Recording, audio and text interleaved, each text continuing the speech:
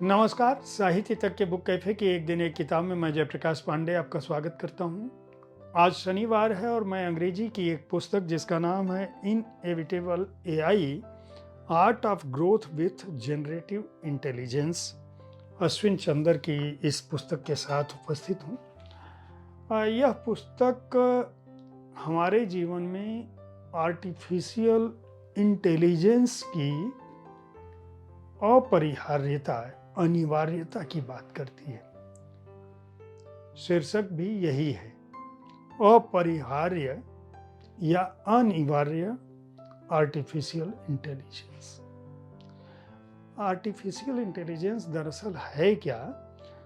अश्विन चंद्र इस पुस्तक को में उसी बात को बताने की कोशिश करते हैं। किसी भी तकनीक, विज्ञान से परे हर व्यक्ति के लिए आर्टिफिशियल इंटेलिजेंस का क्या महत्व हो सकता है, अश्विन चंद्र का उद्देश्य इस पुस्तक के माध्यम से यही बताने का है। उनका कहना है कि आप जिस तरह से आज के समय में बिना मोबाइल फोन के, बिना कंप्यूटर के किसी व्यक्ति के जीवन की कल्पना नहीं की जा सकती, किसी क्षेत्र की कल्पना नहीं की जा सकती, क्या आज के 30-40 साल पहले ऐसा था?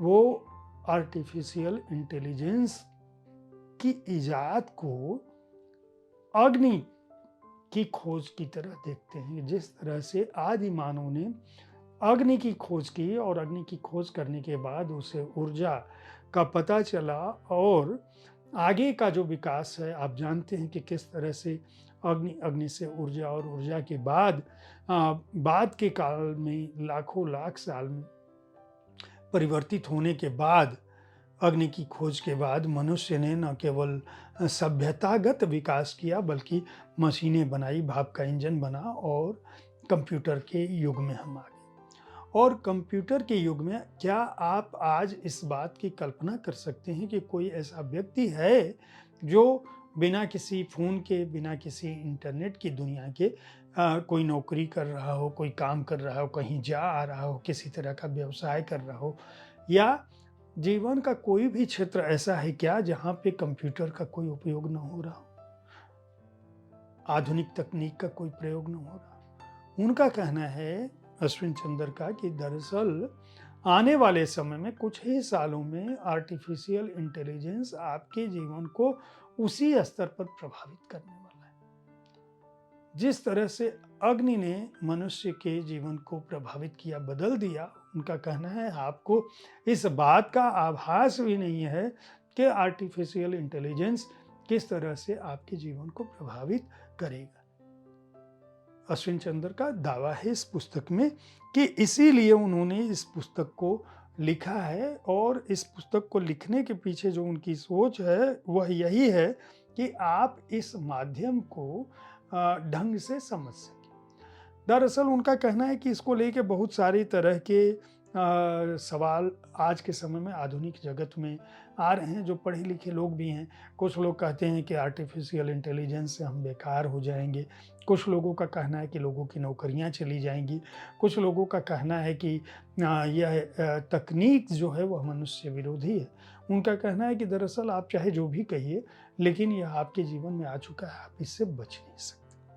अब बच नहीं सकते तो इसको अपने जीवन में किस रूप में उतारें? आर्टिफिशियल इंटेलिजेंस दरअसल है क्या? उसको समझने के बाद आप किस तरह से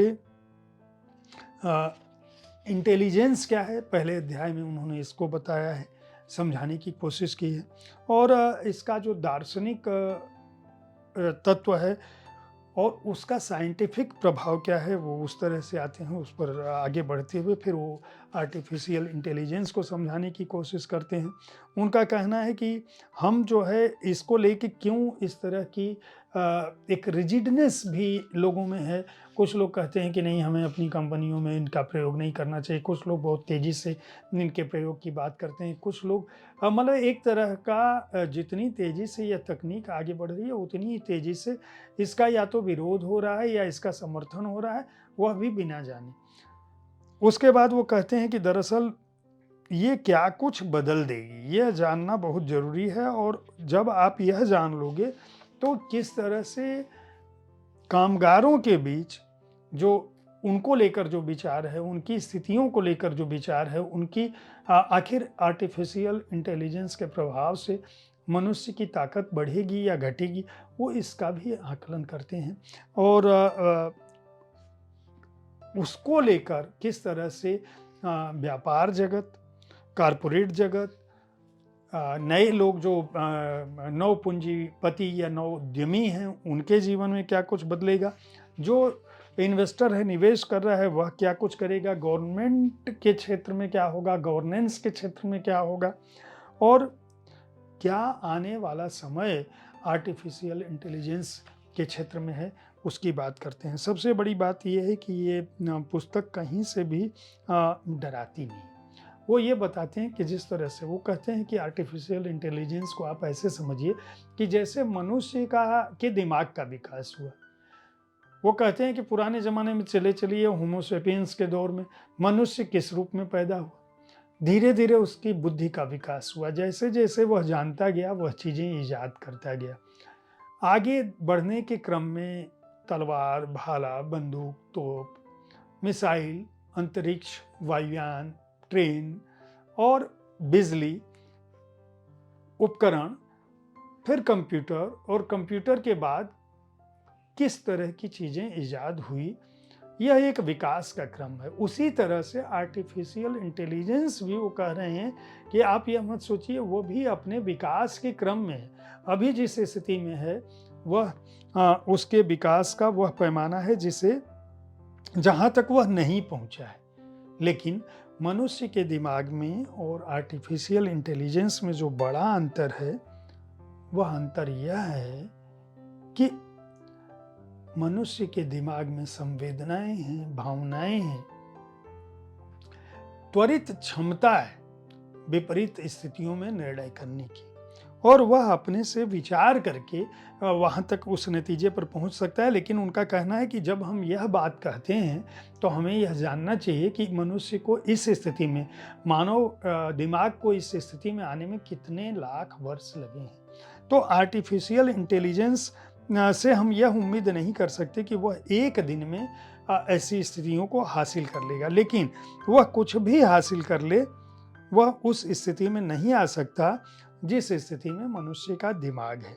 वो एक बात और बताते हैं, उन्होंने आर्टिफिशियल इंटेलिजेंस की शुरुआत कैसे हुई उसका भी एक बड़ा रोचक विवरण दिया है कि गूगल कंपनी ने 16,000 कंप्यूटर को लगाया और एक कोशिश ये की कि 16,000 कंप्यूटर अपने से कोई पैटर्न डेवलप करके किसी एक चीज़ को पहचान ले।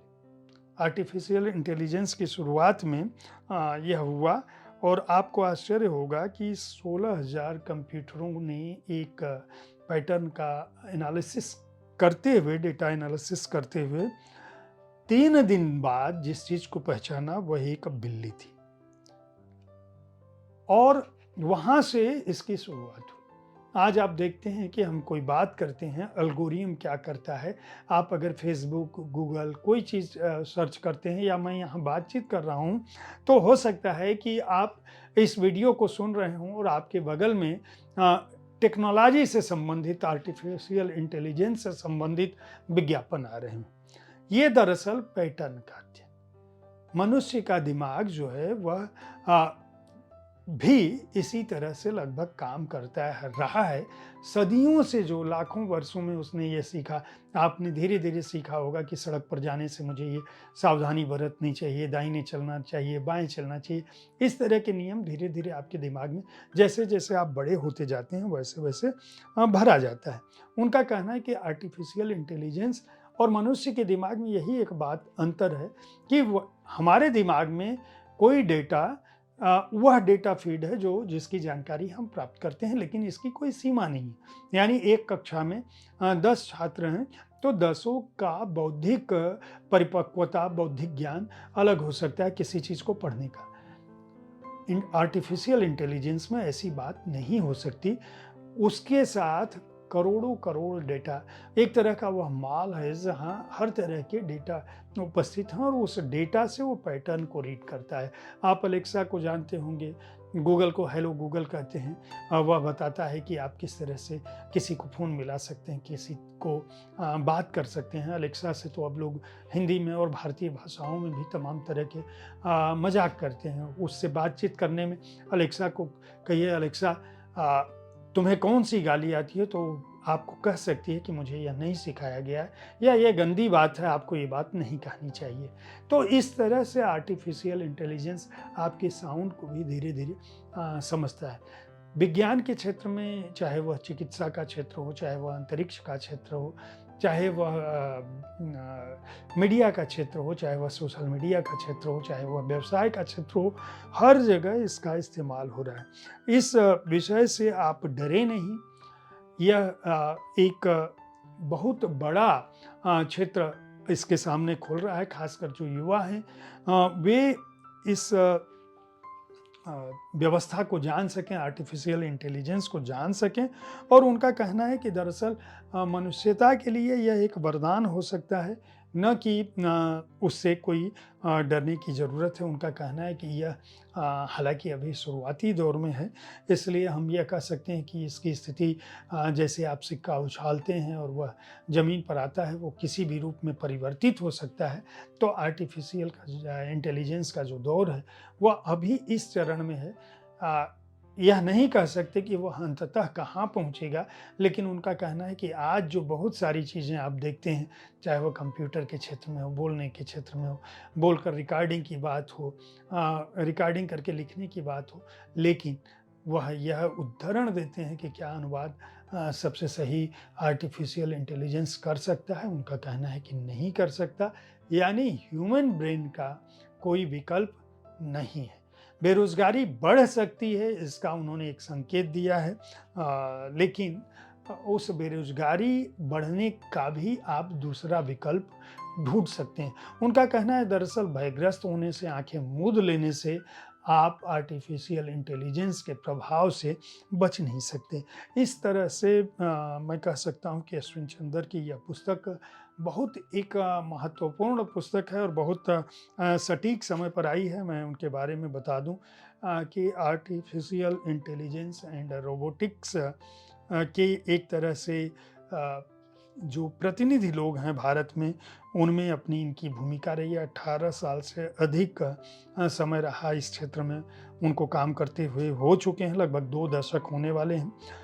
तकनीक और मनुष्यता पर क्या प्रभाव हो सकता है इस टेक्नोलॉजी का, उस पर उनका काम इतना बड़ा रहा है कि उन्होंने the global AI transformation institute की स्थापना की है खुद से, और उस पर वो देखने की कोशिश कर रहे हैं कि पूरी दुनिया में जो आर्टिफिशियल इंटेलिजेंस का प्रभाव है, जो क्षमता है, वह किस तरह से दुनिया पर अपना प्रभाव डालेगी। अकादमिक डिग्रियों की बात है तो उन्होंने पीएचडी और एमबीए किया है नीदरलैंड और अमेरिका से। भारत में रहते हैं। रोबोट केयर सिस्टम और लूप रोबोट्स जैसी कंपनियों से जुड़े रहे हैं। पूरी दुनिया में आर्टिफिशियल इंटेलिजेंस और रोबोट को लेकर एक बड़ा नाम है और यह पुस्तक उनके इसी अनुभव का निचोड़ है जो एक सहज भाषा में हर उस युवा को, हर व्यवसायी को, कॉरपोरेट जगत को, वकीलों को, यानी जो लोग शब्दों की दुनिया से और तकनीक की दुनिया से जुड़े हैं, उनको यह बताती है कि आप यह जान सकें, भयभीत न हो सकें। आर्टिफिशियल इंटेलिजेंस को अगर समझना चाहते हैं तो इस पुस्तक को ज़रूर खरीद कर पढ़ें। स्टारडम बुक्स ने इसको प्रकाशित किया है। 699 रुपये इसका मूल्य है और पृष्ठ संख्या है 342। उम्मीद है हर शनिवार को किसी एक अंग्रेजी पुस्तक पर रखी जाने वाली मेरी यह राय आपको पसंद आ रही होगी। मेरी कोशिश होती है कि साहित्य तक के बुक कैफ़े के एक दिन एक किताब में विविध विधाओं की पुस्तकों के साथ आपके पास में पहुंचूं। हिंदी की जो पुस्तकें हों उनकी चर्चा मैं सोमवार से बृहस्पतिवार तक करता हूं। कविता पुस्तक शुक्रवार को पढ़ता हूँ, वो भी हिंदी की होती है। शनिवार का दिन अंग्रेजी पुस्तकों के नाम है और रविवार को मैं आपके अपने किसी प्रिय रचनाकार से उनके जीवन कर्म पर बातें मुलाकातें कार्यक्रम में या शब्दरथी कार्यक्रम में उनकी किसी कृति पर चर्चा करता हूँ। साहित्य तक देखते रहें, बुक कैफे देखते रहें। इस कार्यक्रम के बारे में अपनी राय से अवगत कराना ना भूलें। धन्यवाद।